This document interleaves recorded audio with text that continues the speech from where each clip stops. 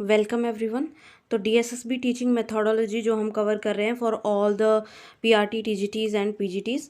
तो day 7 topic 5.1 इसलिए क्योंकि जो थ्योरेटिकल पर्सपेक्टिव ऑफ लर्निंग है, ये लर्निंग यहाँ पे हाइड हो गया। जो थ्योरेटिकल पर्सपेक्टिव ऑफ लर्निंग है तो उसमें बिहेवियरिज्म जो है उसको हम स्टडी करेंगे, उसके बाद कॉग्निटिविज्म और उसके बाद कंस्ट्रक्टिविज्म। ऑलराइट, तो स्टार्ट करते हैं। आज के सब टॉपिक्स जो हैं वो क्या रहने वाले हैं? बिहेवियरिस्टिक अप्रोच, यानी ये किस चीज़ पे एम्फेसाइज करता है, यानी लर्निंग में जो बिहेवियरिस्टिक अप्रोच है वो क्या है, थियोरीज क्या हैं इसकी, कुछ अदर टाइप्स ऑफ लर्निंग और ट्रांसफ़र ऑफ लर्निंग या ट्रेनिंग। ठीक है, तो ये सारे टॉपिक्स जो हैं आज हम डिटेल में डिस्कस करेंगे। और तो चलो स्टार्ट करते हैं। बट उससे पहले जितनी भी हमारी पेडागोजी की वीडियोस की पीडीएफ है उनको एक्सेस करने के लिए इस नंबर पे व्हाट्सअप करके आप इन्फॉर्मेशन ले सकते हो। लिंक जो है डिस्क्रिप्शन में मिलेगा। ये टेलीग्राम चैनल है, इसको आप ज्वाइन कर सकते हो नई वीडियोज़ के अपडेट के लिए। Alright, let's start. तो बिहेवियरिस्टिक अप्रोच यानी व्यवहारवादी जो अप्रोच है वो किस चीज़ पे एम्फेसिस करता है, उसका मेन एम जो है वो क्या है? जो बिहेवियरिस्ट्स हैं यानी जो व्यवहारवादी मनोवैज्ञानिक जो हुए हैं, इनके अकॉर्डिंग एम्फेसिस मोर ऑन, ये किस पे एम्फेसिस करते हैं, किसके ऊपर अधिक जोर देते हैं ये लोग, कि learning as change in behaviour. Learning क्या होता है? व्यवहार में परिवर्तन। अब देखो ये इंपॉर्टेंट है समझना, क्योंकि कॉग्निटिव अप्रोच में आपकी जो कॉग्निटिव एबिलिटीज़ होती हैं उनको सेंटर में रखा जाता है कि भाई उनसे लर्निंग होती है। कंस्ट्रक्टिव में होता है कि चाइल्ड एक्टिव लर्नर होता है, वो अपनी नॉलेज जो है खुद क्रिएट करता है। लेकिन यहाँ पे इन चीज़ों का एक मोटा सा कंपैरिजन मैंने आपको इसलिए बताया ताकि व्यवहारवादी अप्रोच जो है इसमें आप ये समझ पाओ कि यहाँ पे जो लर्निंग है उसे क्या कहा गया है, as a change in behaviour. The key feature in learning is experience. और बिहेवियरिस्टिक अप्रोच में जो की फीचर होता है लर्निंग का, ये क्या होता है? एक्सपीरियंस, यानी हमारे अनुभव। ठीक है, तो ये क्वेश्चन बन सकता है कि की फीचर जो है बिहेवियरिस्टिक अप्रोच के अकॉर्डिंग क्या होता है लर्निंग में। That leads to a permanent change in behaviour. इसका मतलब ये है कि बहुत लॉन्ग टर्म चेंज जो आता है लर्निंग वो होती है बहुत लॉन्ग। ऐसे नहीं कि मतलब कोई थोड़ी देर के लिए चेंज है उसे आप लर्निंग कहोगे, बिल्कुल नहीं। अकॉर्डिंग टू बिहेवियरिज्म, व्यवहारवादी के according, if the change in behaviour is temporary, अगर आपके बिहेवियर में जो चेंज आया है वो अस्थायी है, और ड्यू टू इंस्टिंक्ट और maturation, it is not learning, तो ये लर्निंग नहीं है। ठीक है, फॉर एग्जांपल अगर आपको थोड़ी देर के लिए गुस्सा आया या फिर आप मैच्योर हो रहे हो, तो एडोलेसेंस की जो एज है उसमें मूड स्विंग्स होते हैं, बट उनको जो है इन चेंजेस को हम लर्निंग नहीं कह सकते। सीखना होता है आपके व्यवहार में परिवर्तन, आपने कुछ सीखा, ठीक है, और वो परमानेंट होने चाहिए वो changes according to behavioristic approach. तो आपको क्लियर हो गया होगा यहाँ पे कि जो बिहेवियरिस्टिक अप्रोच है, व्यवहारवादी अप्रोच है, वो है क्या, क्या कहता है, वो मेन मुद्दा क्या है उसका। अब ये देखो, लाइक क्रॉलिंग, फिर उसके बाद खड़ा होना, and then walking at a certain ages, illness and drug and induce temporary changes are not included in learning. ये किस में इंक्लूडेड नहीं है? लर्निंग में इंक्लूडेड नहीं है। ठीक है, इस बात को ध्यान रखना। टू क्वालिफाई एज लर्निंग, कि भाई अगर ये कहना चाहते हो आप कि लर्निंग हुई है, ए change in behaviour must be relatively enduring. तो अगर आप किसी पर्सन को, किसी स्टूडेंट को ये कह रहे हो कि हाँ इसकी लर्निंग हुई है, तो वहाँ पे आपको किस चीज़ का ध्यान रखना पड़ेगा लर्निंग को क्वालिफाई करने के लिए, उसको कहने के लिए कि उसके बिहेवियर में रिलेटिवली एंड्योरिंग चेंज जो है वो आया है। और अगर व्यवहार में कोई परिवर्तन अस्थायी रूप से आया है या नहीं आया है, तो उसे हम लर्निंग नहीं कहेंगे अकॉर्डिंग टू क्या? Behaviourism. Alright, learning is not directly observable. Behaviourism यानी व्यवहारवाद में क्या होता है, जो सीखना है वो आप सीधे सीधे ऑब्जर्व नहीं कर सकते। It is often inferred from changes in external behaviour. ये जो है आपके बाहरी जो व्यवहार है उसके अंदर ये परिवर्तन दिखने चाहिए। ठीक है, जैसे हो सकता है कोई अपने आप को उतना एक्सप्रेस ना करे, तो वहाँ पे उसके चेंजेस को ऑब्जर्व करना डायरेक्टली बहुत ही क्या हो जाता है? डिफ़िकल्ट हो जाता है। तो यहाँ से आपको बिहेवियरिज्म के बारे में आइडिया पता लग गया होगा। ठीक है, learning as a change in behaviour होता है, जो टेम्पररी चेंजेस होते हैं वो बिहेवियरिज्म में काउंट नहीं होते, वो लर्निंग में काउंट नहीं होते। और इसका जो की फीचर है वो क्या होता है? एक्सपीरियंस होता है। उसके अलावा जो इस तरीके के चेंजेस है, क्रॉलिंग, स्टैंडिंग, और अगर जो टेम्पररी चेंजेस हैं वो लर्निंग में नहीं आते हैं। लर्निंग को लर्निंग कहने के लिए कि हाँ कुछ सीखा है, बिहेवियर में चेंज जो है ज़रूरी है, और ये जो बिहेवियर में चेंज है ये डायरेक्टली ऑब्जर्वेबल ऑब्जर्वेबल नहीं होता है।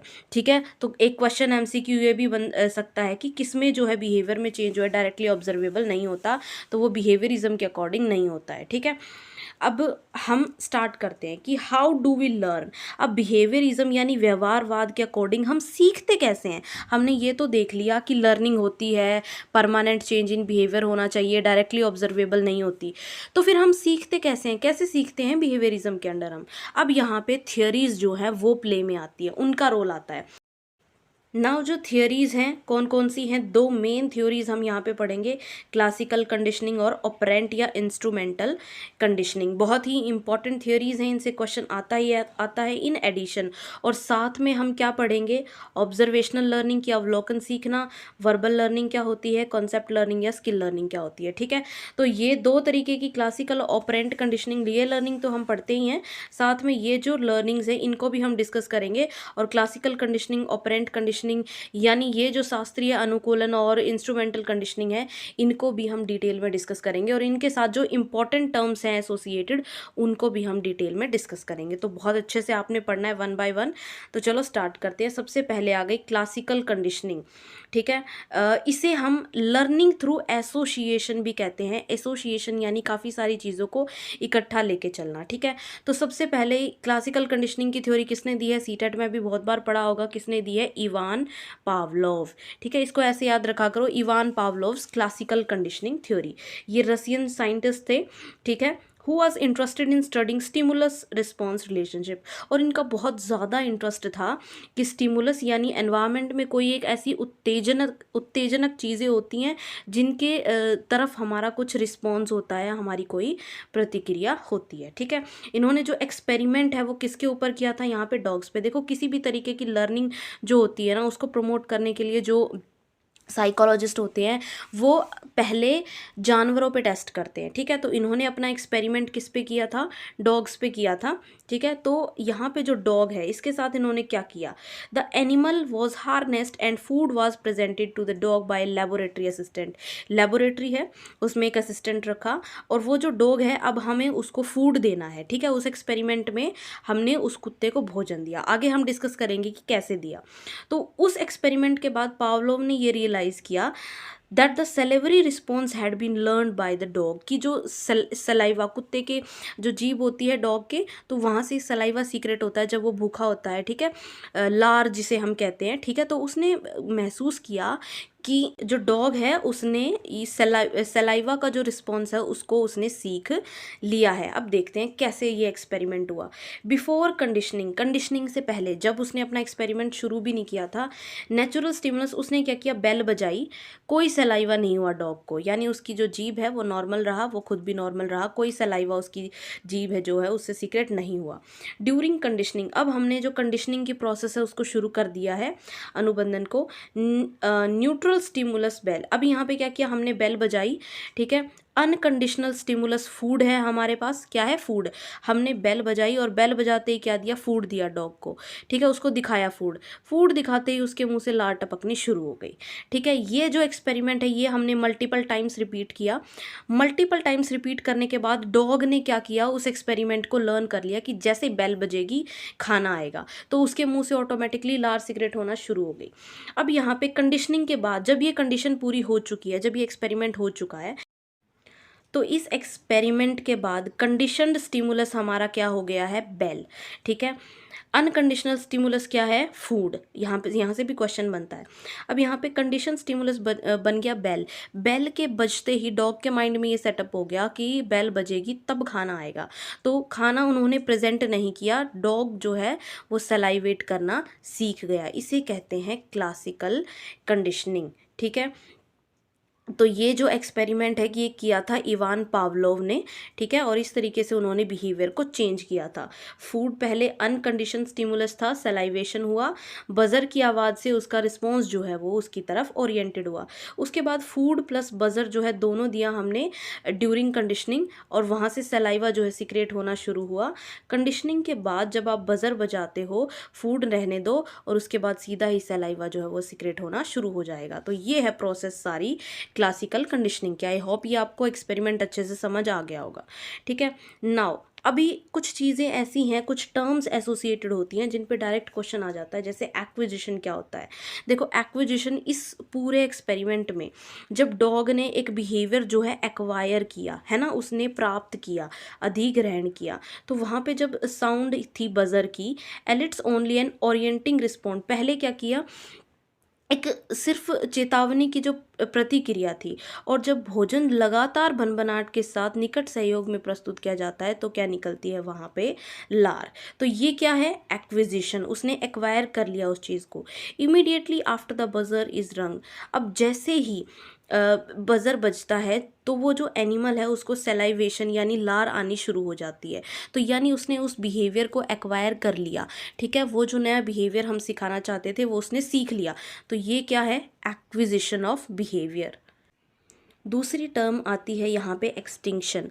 एक्सटिंक्शन कहता है कि ये जो एक्सपेरिमेंट हमने किया है, अगर आप बजर बजाते हो और जो खाना है वो आप डॉग को नहीं देते हो, ठीक है, जैसे आपने पहले बेल बजाई खाना दिया तो वहाँ पे डॉग ने बिहेवियर लर्न कर दिया कि बेल बजते ही खाना मिलेगा। लेकिन बाद में अगर आप ऐसा कर रहे हो कि आपने बेल बजाई और उसको खाना नहीं दिया आपने, तो उससे क्या होगा, एक्सटिंक्शन। एक्सटिंक्शन का मतलब होता है विलुप्त हो जाना। तो वो जो बिहेवियर बच्चे ने सीखा था, सॉरी डॉग ने सीखा था, तो वो क्या हो जाएगा, एक्सटिंक्ट हो जाएगा। तो यहाँ पे आप चिल्ड्रन से रिलेट कर पा रहे हो कि जैसे हमने एनिमल्स में कोई बिहेवियर सिखाया है वैसे हम चिल्ड्रन में भी सिखा सकते हैं कि कोई एक पर्टिकुलर बिहेवियर, इसी तरीके से हम, जैसे बच्चे ने कोई अच्छा काम किया, हमने उसको रीइंफोर्समेंट दी, कुछ और दिया, तो वो एनकरेज होगा कि it is good thing to do, है ना। तो ये चीज़ें हैं, और अगर हम उसे रीइंफोर्समेंट नहीं देंगे, डांटेंगे, तो वो जो बिहेवियर है वो चेंज हो जाएगा या वो ख़त्म हो जाएगा। That is the buzzer will no more elicit saliva.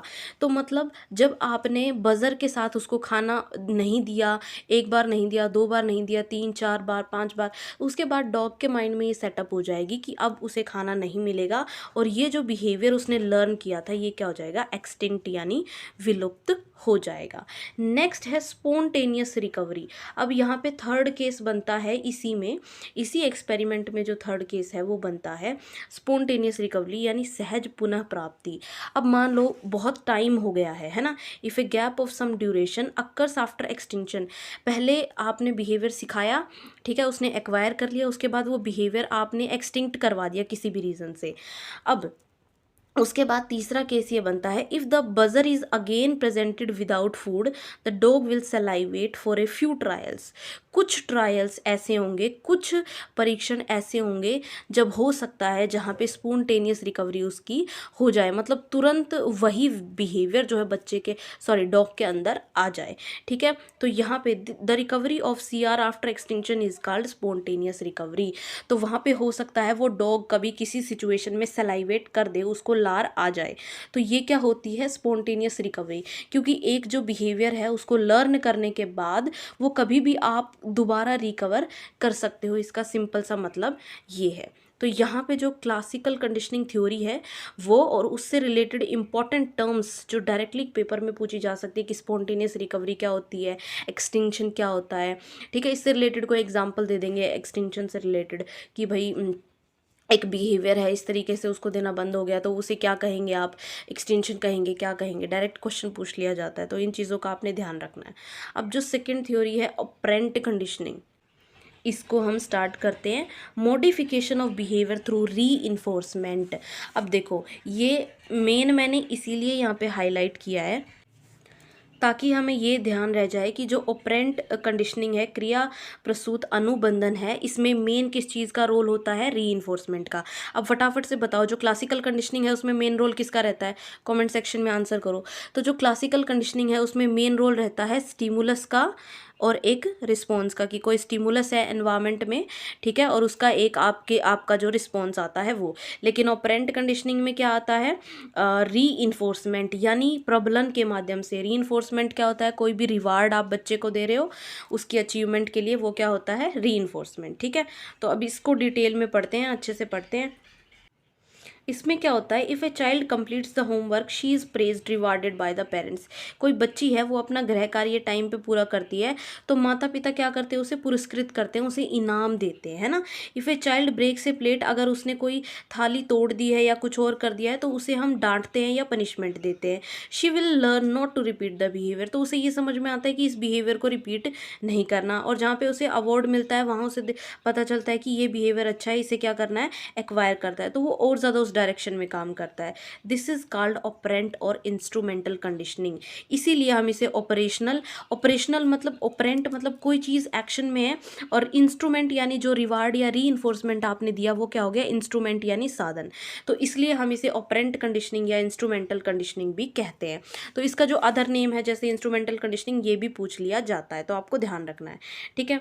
Now किसने दी है ये थियोरी, B.F. स्किनर ने दी है, ठीक है। B.F. Skinner is considered as most influential psychologist, बहुत ही इन्फ्लुएंशियल साइकोलॉजिस्ट रहे हैं, advocating the role of operant conditioning in learning, कि लर्निंग में जो ऑपरेंट कंडीशनिंग है उसका बहुत बड़ा रोल है। और ये बात बिल्कुल सही है, जिन बच्चों को बहुत एप्रिशिएशन मिलता है, जिनको बहुत आगे बढ़ने की अपॉर्चुनिटीज़ मिलती हैं, तारीफ़ें सुनने को मिलती हैं, उनके बारे में पॉजिटिव जो है रिस्पॉन्स मिलते हैं, वो बच्चे बहुत कॉन्फिडेंट होते हैं और वो और ज़्यादा अच्छा करते हैं, ठीक है। तो जो री इन्फोर्समेंट है या जो रिवॉर्ड है उसका बहुत बड़ा रोल होता है, और इसीलिए इनको जो है बहुत मोस्ट इन्फ्लुएंशियल साइकोलॉजिस्ट जो है वो एडवोकेट किया जाता है। बहुत प्रभावशाली मनोवैज्ञानिक थे और इनकी थियोरी भी बहुत ही ज़्यादा जो है प्रेज की गई।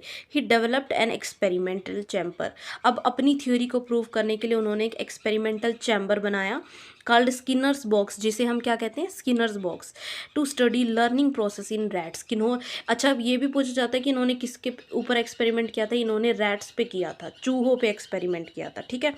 तो यहाँ पे जो और जिस बॉक्स में इन्होंने चूहे को रखा था उसे क्या कहते हैं, स्किनर बॉक्स या स्किनर्स बॉक्स, ठीक है। इस चीज़ का ध्यान रखना है। अब जो ऑपरेंट कंडीशनिंग है उसे कैसे डिफाइन करेंगे हम, as a process through which organism learn to repeat behaviour, ऐसी प्रोसेस यानी ऐसी प्रक्रिया जिसके माध्यम से जीव उन व्यवहारों को दोहराना सीखते हैं, किन व्यवहारों को, दैट प्रोड्यूस पॉजिटिव आउटकम्स, जिनकी आउटकम पॉजिटिव आती है, जो काम जिनकी आउटकम उन्हें पॉजिटिव मिली, जैसे पेरेंट्स से अप्रेजल मिला, उस बिहेवियर को रिपीट करना वो सीख जाते हैं। सिंपल, वही तो हमने बोला कि जिस बच्चे को प्रेज मिलेगा वो उस काम को और अच्छे से करेगा या और बेटर करेगा और उसे उसी बिहेवियर को रिपीट करेगा, और जिस पे डांट पड़ेगी वो उसको छोड़ देगा। और अवॉइड और escape from the negative outcomes, जो नेगेटिव आउटकम आई उसको वो छोड़ देगा। तो सकारात्मक परिणाम है तो उस कार्य को करेंगे, और जिसका परिणाम अच्छा नहीं है उनसे हम बचते हैं। तो सिंपल जो ऑपरेंट कंडीशनिंग थ्योरी है वो इस चीज़ पे बेस है, तो ये आपको ये ध्यान रखना है। जैसे क्लासिकल कंडीशनिंग थ्योरी थी, उसमें था एक स्टिमुलस है और उसके लिए आपको रिस्पॉन्स आया, कि मतलब वहाँ पे आपने नया बिहेवियर जो है किसी भी इंडिविजुअल को, बच्चे को या किसी जानवर को सिखाया।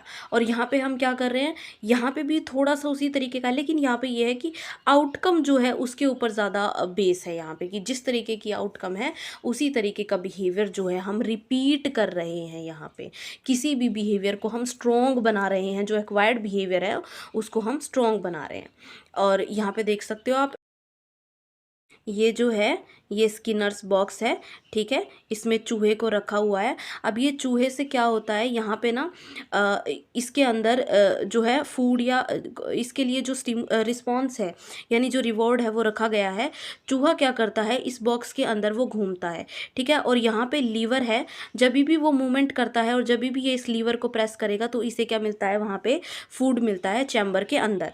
तो मल्टीपल मूवमेंट्स के बाद दूसरी बार जब चूहा ट्राई करेगा तो उसको एक थोड़ी देर में मल्टीपल टाइम्स ये करने के बाद समझ आ जाएगा कि इस लीवर को प्रेस करने के बाद, ये जो लीवर है यहाँ पे, इसको प्रेस करने के बाद इसे क्या मिलेगा, यहाँ से जो फूड है उसे वो मिलने लग जाएगा। तो यहाँ पे इसने क्या किया, उस बिहेवियर को लर्न कर लिया, ठीक है। ये जो चैम्बर है इसके अंदर लीवर होता है फ्रंट वॉल पे, ठीक है। Pressing the lever is response to be learn, हमें चूहे को सिखाना है कि उसे खाना अगर लेना है तो क्या करना पड़ेगा, लीवर को दबाना पड़ेगा, ठीक है। अब जो भूखा है चूहा वो चैम्बर में इधर उधर तो घूमेगा, बाहर निकलने की कोशिश करेगा, एक्टिविटीज़ करेगा, ठीक है। कुछ टाइम के बाद जब वो एक्सीडेंटली जो है प्रेस करेगा, मतलब जब घूम रहा है तो एक्सीडेंटली क्या होगा, वो लीवर को प्रेस कर देगा और pellet of food drops, food जो है उसको वहाँ पे प्लेट में मिल जाएंगी और चूहा उसको खा लेगा। ठीक है, next time after eating the pellet the rat again starts activity, उसे फिर से भी तो भूख लगेगी, तो कुछ एक्टिविटीज़ करने के बाद जब फिर से एक्सीडेंटली वो जो लीवर है प्रेस होगा तो उसे फिर से खाना मिलेगा, यानी फिर से इनाम मिलेगा।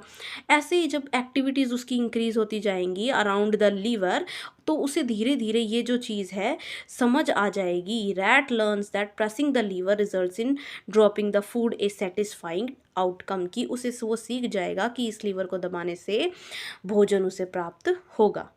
तो यहाँ पे ये एक्सपेरिमेंट आपको समझ आ गया होगा, और एज ए टीचर इसका यूज़ ये है कि बच्चे का जो बिहेवियर है, जो भी उसे स्ट्रॉन्ग बनाना है, वहाँ पे आपको उसे री देनी पड़ेगी। जब भी मान लो एक्सीडेंटली कोई काम बच्चे ने अच्छा कर दिया, वैसे तो कुछ ना कुछ वो करते ही रहते, क्रिएटिव करते रहते हैं, तो जो आपको अच्छा लग गया, जो उसके लिए अच्छा है, एक्चुअल में अच्छा है, उसको हम अप्रिशिएट करें। ऐसा ना हो जाए कि उसे अप्रिशिएशन ही ना मिले, उसे कुछ पता ही ना चले कि भाई उसने अच्छा किया बुरा किया, तो वहाँ पे उसे री जो है मिलनी बहुत ज़रूरी है। नाउ इससे रिलेटेड इंपॉर्टेंट टर्म्स, अब देखो री से रिलेटेड एंड ऑब्जर्वेशनल लर्निंग। री यानी सुदृढ़ीकरण, सॉरी। टू टाइप्स ऑफ री होती है, एक होती है पॉजिटिव री यानी सकारात्मक सुदृढ़ीकरण, और दूसरा होता है नेगेटिव री, और दोनों ही जो है लर्निंग में कंट्रीब्यूट करते हैं। अभी हम देख लेते हैं कि पॉजिटिव री किसे कहते हैं हम, और नेगेटिव किसे कहते हैं। ठीक है, रीइंफोर्समेंट इज एनी ऑपरेशन और action that increases the rate of response. सबसे पहले तो आप ये देखो कि रीइंफोर्समेंट क्या होता है। रीइंफोर्समेंट वो चीज़ होती है जिससे जो प्रतिक्रिया है उसकी दर को बढ़ाया जा सके। जैसे चूहे में वो जो एक्सीडेंटली लीवर प्रेस किया, उसे खाना मिला, उसका रिस्पॉन्स बढ़ाना वहाँ पे, तो वो क्या है, रीइंफोर्समेंट। ठीक है, तो किसी भी टास्क की रेट ऑफ रिस्पॉन्स को बढ़ाने के लिए क्या दिया जाता है, रीइंफोर्समेंट। किसी बच्चे को प्रेज़ किया जाता है, रिवॉर्ड्स दिए जाते हैं, किस लिए, ताकि उसकी परफॉर्मेंस और बढ़ाई जा सके, है ना, रेट को बढ़ाया जा सके। तो स्किनर्स के एक्सपेरिमेंट में जो रैट है उसने रिस्पॉन्ड किया प्रेसिंग द लीवर और उसको खाना मिला, दिस इज कॉल्ड पॉजिटिव रिस्पॉन्समेंट। ठीक है, तो ये पॉजिटिव रीइंफोर्समेंट हो गई। ठीक है, नेक्स्ट अब देख लेते हैं कि नेगेटिव यानी नकारात्मक सुदृढ़ीकरण क्या होता है। देखो, एक दूसरा भी तरीका था इसके अंदर कि वहाँ पे हम थोड़ा सा उसे, नेगेटिव का मतलब ये है कि हमने उसे किसी तरीके का, मान लो इलेक्ट्रिक शॉक दिया चूहे को, ठीक है, विच इज़ नॉट फाइन ना, इसलिए इसे नेगेटिव कहा गया है। तो दूसरा तरीका है, आप उसे नेगेटिव रीइंफोर्समेंट दीजिए। लेकिन इन दोनों का ये है कि चाहे पॉजिटिव है चाहे नेगेटिव है, दोनों से ही क्या होगा, रेट ऑफ रिस्पॉन्स जो है वो इंक्रीज़ होगा, और हम पॉजिटिव रीइंफोर्समेंट है उसको ज़्यादा प्रेफर करते हैं। तो अगर हम स्किनर्स बॉक्स में चूहे को लीवर की बजाय इलेक्ट्रिक शॉक देते, ठीक है, एवरी सेकंड, तो उस टाइम पे भी वो जो है इधर उधर मूव करता और लीवर को प्रेस करता, ठीक है, और फिर उसको 10 सेकंड के लिए हम रिमूव कर देते। इससे भी क्या होता है, उसका रेट ऑफ रिस्पॉन्स जो है वो इंक्रीज होता, और इसे हम क्या कहते हैं, नेगेटिव रीइंफोर्समेंट। अब नेगेटिव का मतलब है यहाँ पे नेचर ऑफ द रीइंफोर्सर, कि जो आपने रीइंफोर्सर दिया है उसको जो भी प्रतिकूल उत्तेजना दी है उसकी प्रकृति कैसी है। अगर लीवर है, अगर उसे सिर्फ घूम रहा है वो, तो कोई नेगेटिव बात नहीं है। वो जो रीइंफोर्सर है, लीवर प्रेस करो उसे और खाना मिलेगा, तो वो कोई नेगेटिव चीज़ नहीं है। लेकिन बहुत एवर्सिव स्टिमुलस है कि बहुत आप उसे गर्मी दे रहे हो, इलेक्ट्रिक शॉक दे रहे हो, स्कडिंग दे रहे हो, है ना, ये चीज़ें तो अच्छी नहीं है ना। तो नेगेटिव यहाँ पे जो रीइंफोर्सर है उसकी नेचर को बताता है, और पॉजिटिव भी उसकी नेचर को ही बताता है। तो पॉजिटिव री इन्फोर्सर जो है उसका यूज़ करना चाहिए, ना कि नेगेटिव का, क्योंकि we do not have the right to torture any kind of human being और एनिमल और anyone. Alright, this procedure is called escape learning because the rat can escape the shock if it presses the lever. अच्छा, ये जो negative री वाली process है उसमें चूहे ने क्या किया, अपने आप को एस्केप करने के लिए, वो इधर उधर घूम रहा है, उसको शॉक मिल रहा है, तो उससे बचने के लिए उसने लीवर जो है उसको प्रेस किया कि कहीं कुछ हो जाए, मैं यहाँ से बच के निकल जाऊँ किसी तरीके से। तो ये क्या हो गई, एस्केप लर्निंग इसे कहते हैं। तो ठीक है, तो इस तरीके से भी कोई भी एग्जांपल इस तरीके का आपसे पूछ लिया जाता है कि किसी सिचुएशन से बचने के लिए हम कोई काम कर रहे हैं, तो वो किस में जाएगा, वो जाएगा एस्केप लर्निंग में, यानी पलायन जो सीखना होता है उसमें जाएगा। ठीक है, यहाँ से भी एक क्वेश्चन बन के आ सकता है। जो दूसरे तरीके के नेगेटिव रीइंफोर्समेंट है कैन रिजल्ट इन कंडीशनिंग, वो कंडीशनिंग में जो है रिजल्ट कर सकते हैं, जैसे avoidance learning where rat can avoid the shock by pressing the lever. अब कहते हैं ना इसे एस्केप लर्निंग, एस्केप भी बचना होता है और अवॉइड भी बचना होता है, कि उस शॉक को अवॉइड करने के लिए, उससे बचने के लिए जो है हमने लीवर को प्रेस किया है। इन एस्केप और अवॉइडेंस लर्निंग, जो पलायन और परिहार है, ठीक है, द री इन्फोर्समेंट इज नेगेटिव। री इन्फोर्सर यानी जो री इन्फोर्सर हमने पुनर्बलक यूज़ किया है वो कैसा है, नकारात्मक है। And the organism learn to escape और अवॉइड इट्स प्रेजेंस, तो वहाँ पे वो जो ऑर्गेनिज्म है अपने आप को वहाँ से निकालने की कोशिश करता है और उस सिचुएशन को अवॉइड करने की कोशिश करता है। इसे हम अवॉइडेंस लर्निंग और एस्केप लर्निंग कहते हैं, ठीक है, उससे बचने के लिए जो हमने किया। अब अगर पूछ लिया जाए कि पॉजिटिव रीइंफोर्समेंट और नेगेटिव रीइंफोर्समेंट में रेट ऑफ लर्निंग जो है वो इंक्रीज़ होती है, तो दोनों में ही इंक्रीज़ होती है, लेकिन पॉजिटिव रीइंफोर्समेंट में जो रीइंफोर्सर होगा वो सही होगा, अच्छा होगा, और नेगेटिव में एवर्सिव होगा यानी अच्छा नहीं होगा, ठीक है। नाउ शेड्यूल्स ऑफ री इन्फोर्समेंट, इसकी अनुसूचियाँ क्या रहनी चाहिए, कैसे आप जो है री इन्फोर्समेंट प्रोवाइड करोगे। हाउ डू वी री इन्फोर्स द करेक्ट रिस्पॉन्स, जैसे एज ए टीचर एक बच्चे को आपको एक कोई भी बिहेवियर जो है वो लर्न करवाना है, ठीक है, तो हम वहाँ पे क्या करेंगे, एक बिहेवियर को लर्न करवाने के लिए हम दो चीज़ें यूज़ कर सकते हैं, बाय यूजिंग कंटिन्यूस और पार्शियल री इन्फोर्समेंट।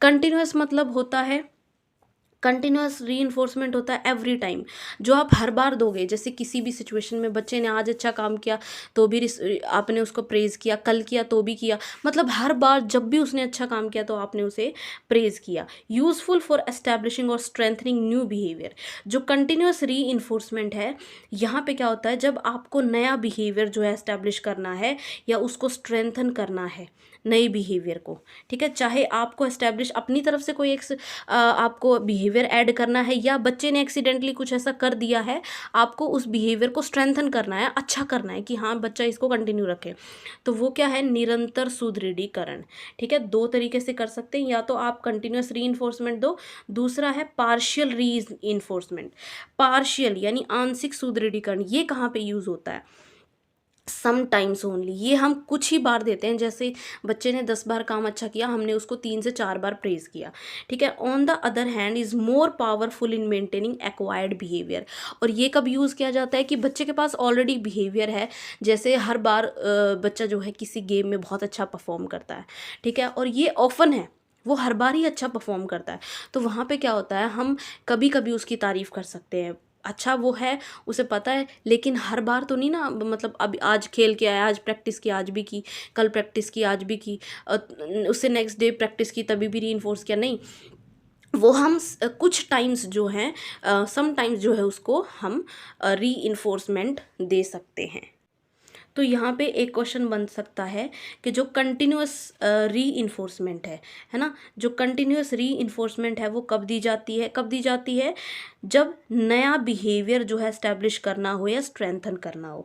दूसरा क्वेश्चन ये बनता है कि पार्शियल री जो है किस लिए दी जाती है, जब आपको कोई एक्वायर्ड बिहेवियर है ऑलरेडी, उसको आपको मेंटेन करके रखना है बस, कि कहीं वो बिहेवियर जो है कम ना पड़ने लग जाए, इसलिए टाइम टाइम पे आपको बच्चे को अप्रेज करते रहना है। तो यहाँ से दो इंपॉर्टेंट क्वेश्चन बनते हैं, और एक क्वेश्चन ये भी बनता है कि हम जो है करेक्ट रिस्पॉन्स है उसको कैसे री कर सकते हैं। किसी बच्चे के अंदर कोई बहुत अच्छा रिस्पॉन्स है या कोई बहुत अच्छी आदत है या कोई नई चीज़ सीखी है जो बहुत अच्छी है, तो आप उसको सुदृढ़ कैसे करोगे, कैसे री करोगे।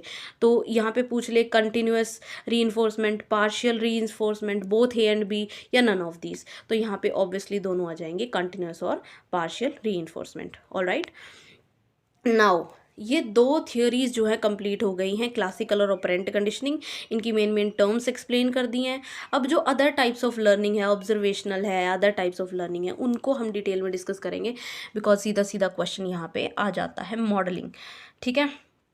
ऑब्जर्वेशनल लर्निंग, ऑब्जर्वेशन करना यानी अवलोकन करना। अब सीधा सीधा यहीं से समझ में आ रहा है कि जो ऑब्जर्व करके हम सीखते हैं, तो ऑब्जर्वेशनल लर्निंग जो है डिपेंड करती है on the existence of appropriate model in one's environment, कि एक बच्चा है उसके एनवायरनमेंट में किस तरीके के रोल मॉडल या उपयुक्त मॉडल जो हैं तो उनके ऊपर ये डिपेंड करता है। ऑब्जर्वेशनल लर्निंग का मतलब ही सीधा सीधा ये है कि हम दूसरों को ऑब्जर्व करके वहाँ से सीख रहे हैं, ठीक है। That is the child picks up the behaviour while the appropriate model is performing an activity. जब भी कोई उपयुक्त मॉडल कोई एक्टिविटी कर रहा है बच्चे के लिए, वो मॉडल उसका टीचर हो सकता है, टीवी में उसने कोई ऐड देखी है वो हो सकता है, ठीक है। तो उसका बिहेवियर जो है बच्चा पिकअप करता है ना, नाम ही है ऑब्जर्वेशनल लर्निंग, ऑब्जर्व करके सीख रहे हैं हम दूसरों को।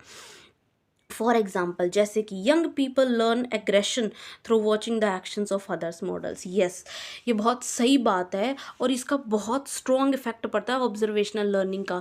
जो मूवीज़ है वहाँ पे एक्शंस देख के और वो सब चीज़ें देख के, लोगों का बिहेवियर देख के, हमारा यूथ जो है ना उसकी थिंकिंग कैपेबिलिटी इतनी ख़त्म हो चुकी है कि टीवी में कुछ भी बकवास दिखा रहे होंगे ना वो उसको तुरंत एक्वायर कर लेते हैं। अपनी रीजनिंग वो लगाते ही नहीं कि ये प्रैक्टिकल भी है या नहीं है। हीरो ने मुक्का मारा और पता नहीं कितनी दूर जाके गिरा, एग्रेसिव है वो, अग्रेसिव है, बहुत ज़्यादा एग्रेसिव है, उस बिहेवियर को एक्वायर कर लेते हैं बेवकूफ़ों की तरह। अपनी कोई थिंकिंग रीजनिंग है ही नहीं।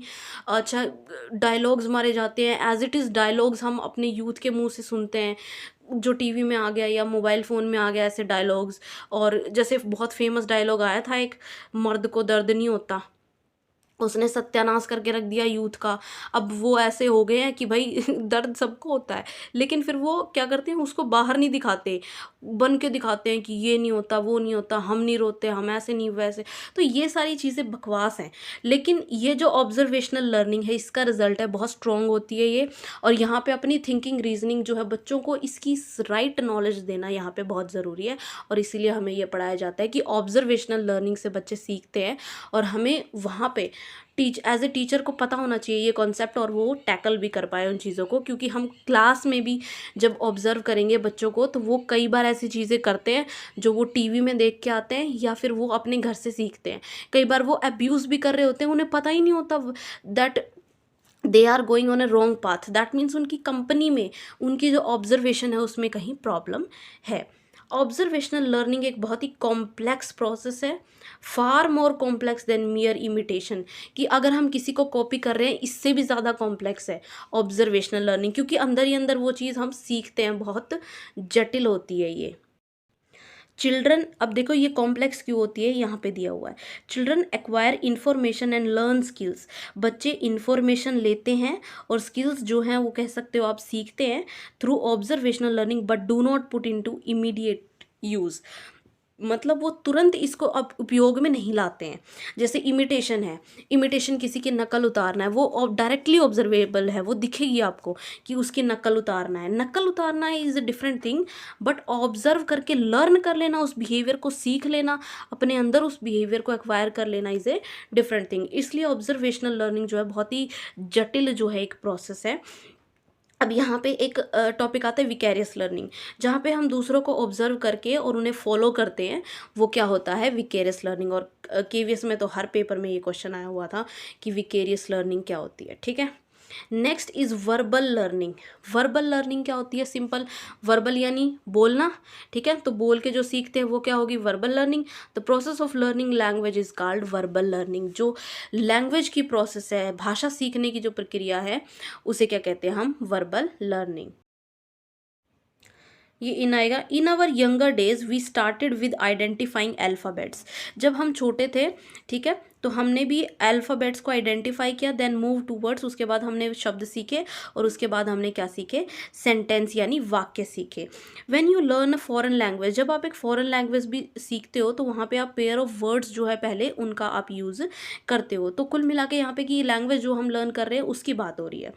Psychologist study how various procedures like serial learning and paired associated learning are used. Serial learning यानी 1 2 3 4 करके सीरियल में सीखना, पहले नाउन सीखा फिर प्रोनाउन सीखा। पेयर्ड एसोसिएट लर्निंग, पेयर्स में चीज़ें कई सारी सीखते हैं हम, ठीक है। तो ये वर्बल लर्निंग का पार्ट है। इसके बाद एक इंपॉर्टेंट लर्निंग आती है कॉन्सेप्ट लर्निंग।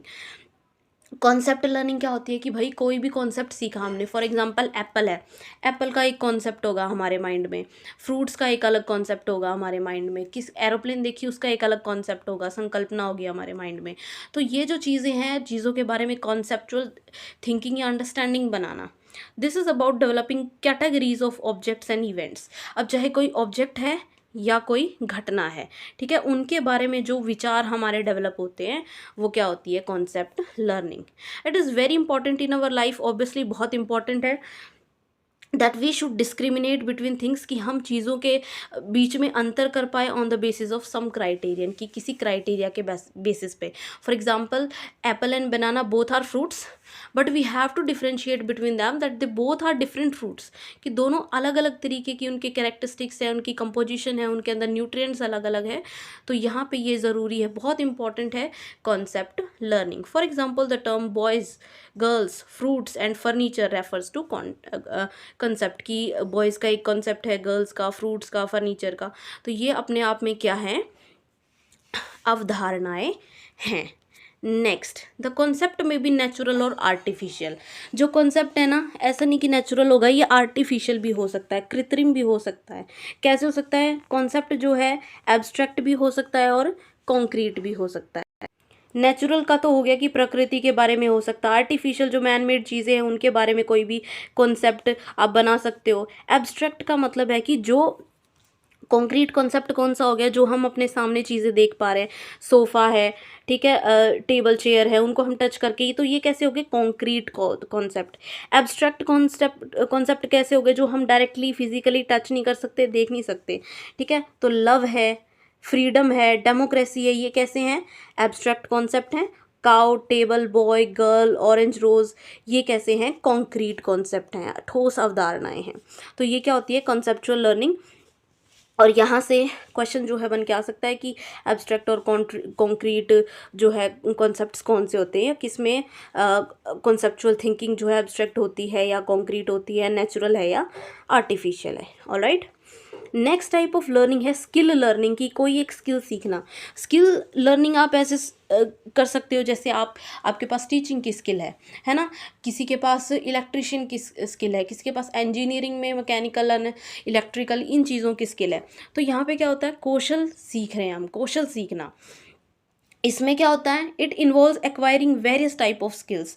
जैसे आपने अलग अलग तरीके की स्किल, कौशल जो है उनको प्राप्त किया, कौन कौन से, जैसे राइडिंग है, बाइसिकल, आपने बाइसिकल चलाना सीखा, राइटिंग सीखी, कार ड्राइविंग सीखी, पायलटिंग इन एयरक्राफ्ट, एयरक्राफ्ट जो है आपने चलाना सीख लिया है, ठीक है, दूसरों को प्रेरित करना सीख लिया है, नेतृत्व करना सीख लिया है। तो ये सारी चीज़ें किस में आती हैं, स्किल लर्निंग में आती है। इट में बिकम ऑटोमेटिक, ऑटोमेटिक यानी जब आपने मल्टीपल टाइम्स एक स्किल प्रैक्टिस कर ली तो आपको वो स्किल आ जाएगी। जैसे पहली बार आप बाइक चलाना सीख रहे हो तो आपको स्टार्टिंग में कॉन्शियस रहना पड़ेगा, लेकिन जैसे आप सीख जाओगे तो वो ऑटोमेटिक हो जाएगा, है ना, आपको ज़्यादा सोचने की ज़रूरत नहीं पड़ेगी कि आप ब्रेक मारना है, वो ऑटोमेटिकली एक्शन में हमारे आ जाता है, हमारे बिहेवियर में आ जाता है, वो चीज़ लर्न हो जाती है। One is able to perform it with ease and comfort. तो ऑटोमेटिक होने के बाद हम उस काम को बहुत ईजिली और कम्फर्ट तरीके से कर पाते हैं, चाहे वो कितना ही कॉम्प्लेक्स हो। बाकायदा क्या है, हमने उस स्किल को लर्न कर लिया है, सीख लिया है। As a result people perform task spontaneously. तो इसके रिजल्ट में क्या होता है ना, लोग अपने परिणाम स्वरूप सहज कार्य, मतलब उसके साथ साथ वो और भी काम कर लेते हैं, वो मल्टीटास्किंग हो जाते हैं। जैसे talking to a person and car driving, हम कार भी ड्राइव कर रहे हैं और उसके साथ साथ हम दूसरों से भी बात कर रहे हैं, ठीक है। तो ये क्या है, स्किल लर्निंग का concept. Now one more important thing is transfer of training या ट्रांसफर ऑफ लर्निंग, ठीक है। जो हमने सीखा है उसका ट्रांसफ़र भी होता है, ठीक है। Transfer of learning is a very important concept, और ये पेपर में भी आता है कि ट्रांसफ़र ऑफ ट्रेनिंग जो है या लर्निंग जो है उसका ट्रांसफ़र हो रहा है, यानी स्थानांतरण हो रहा है। अब देखो ये कैसे होता है, process of using earlier learning in new situation, कि आपने पहले कोई चीज़ सीखी और अब आप उसे दूसरे सिचुएशंस में भी अप्लाई कर रहे हो। जैसे फर्स्ट क्लास में हमने एडिशन सीखा, अब वो जो एडिशन है हम कुछ और ऑपरेशन करने के लिए हम उसको सिक्स क्लास में भी यूज़ करें, 10th में भी, 12th में भी, बड़े बड़े क्वेश्चन सॉल्व करने के लिए, और अप टू द लेवल भी, ठीक है। तो वो क्या है, ट्रांसफ़र ऑफ लर्निंग है। तो ये तीन तरीके से होती है, एक तो पॉजिटिव ट्रांसफ़र, नेगेटिव ट्रांसफ़र और ज़ीरो ट्रांसफ़र। कितने टाइप की, तीन टाइप की। पॉजिटिव ट्रांसफ़र में होता है कि जो आपने स्किल सीखी वो दूसरी लर्निंग में आपको हेल्प कर रही है। जैसे आपने पहले एडिशन सीखा, अब जब आप अलजेब्रा के क्वेश्चन सॉल्व कर रहे हो, इक्वेशन सॉल्व कर रहे हो, तो वहाँ पे वो आपके काम आ रहे हैं। तो ये क्या हो रही है, पॉजिटिव ट्रांसफ़र ऑफ लर्निंग। ना दूसरा है नेगेटिव ट्रांसफ़र यानी नकारात्मक स्थानांतरण। देखो नकारात्मक स्थानांतरण में क्या होता है कि जो आपने पहले चीज़ सीख ली वो बाद में आपकी लर्निंग जो है उसमें हस्तक्षेप कर रही है। कि मान लो पहले तो आपने सीखा कि जो सन है वो स्टेशनरी है, सन डू नॉट मूव, लेकिन जैसे जैसे आपने गैलेक्सीज का कॉन्सेप्ट पढ़ा तो आपको पता चला कि सन भी मूव करता है, all the galaxies are moving, everything is moving in this universe. तो यहाँ पे कॉन्सेप्ट जो है इंटरफेयर कर रहे हैं, तो ये क्या है, नेगेटिव ट्रांसफ़र ऑफ लर्निंग। तीसरा है ज़ीरो ट्रांसफ़र ऑफ लर्निंग। अगर जो आपने पहले सीखा है ना तो वो आपकी मदद कर रहा है ना ही आपके साथ इंटरफेयर कर रहा है, कोई कॉन्फ्लिक्ट भी नहीं हो रहा है, तो वो क्या है, ज़ीरो स्थानांतरण। जैसे अभी आप मल्टीप्लिकेशन सीख रहे हो और कोई दूसरा कॉन्सेप्ट है, साइंस में आपने प्लांट के बारे में सीखा, तो दोनों का जिन दो टॉपिक्स का आपस में कोई कनेक्शन नहीं है तो वहाँ पे ज़ीरो ट्रांसफ़र है, ना तो कोई हेल्प हो रही है ना कोई इंटरफेयर हो रही है। तो ये है ट्रांसफ़र ऑफ ट्रेनिंग या लर्निंग। तो ये हो गया है आज का कॉन्सेप्ट कंप्लीट। अपकमिंग लेक्चर जो है वो रहने वाला है कि जो थियोरेटिकल पर्सपेक्टिव है लर्निंग का, उसमें कॉग्निटिविज्म जो है हम पढ़ेंगे, उसकी थियोरीज और इसी तरीके से बिल्कुल डिटेल में। और ये NIOS की PDF से सारा जो है कवर करवा दिया है, ठीक है। जो करवाया है इसकी PDF एक्सेस करने के लिए इस नंबर पे व्हाट्सअप कर सकते हो। और आपको स्क्रीन पे प्लेलिस्ट दिख रही होगी, वो प्लेलिस्ट DSSB PRT मैथोडोलॉजी की है।